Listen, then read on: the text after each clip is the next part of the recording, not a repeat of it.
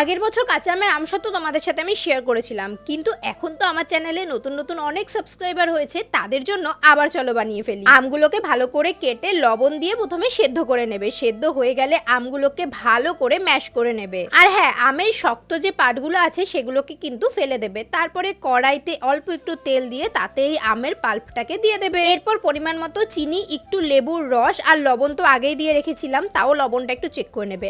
আর দেবে লঙ্কার গুঁড়ো। এই ননস্টিকের কড়াইটা আমি নতুন কিনেছি, কিরকম লাগছে অবশ্যই জানিও। যেহেতু কাঁচা আমের আমসত্ত্ব বানাচ্ছি তাই আমি একটু সবুজ কালার দিয়েছি, তোমরা চাইলে নাও দিতে পারো। তানিশা দাস বলেছে, দিদি তোমার সবকটা রান্নার রেসিপি খুব সহজ হয়, এর জন্য সবাই ট্রাই করতে পারে। Thank you so much Tanisha. আর ধৃতি বলেছে, দিদি তুমি যেমন মিষ্টি তেমনি তোমার কথাও মিষ্টি, সবচেয়ে সেরা ইউটিউবার তুমি রাখিদি। Thank you so much Dhriti. যা কড়া রোদ পড়েছে, একদিন মাত্র রোদে রেখেছিলাম, সকাল থেকে বিকাল পর্যন্ত। আমসত্ত্ব পুরো রেডি, অবশ্যই বাড়িতে বানিও, কারণ এটা দারুণ খেতে। টাটা।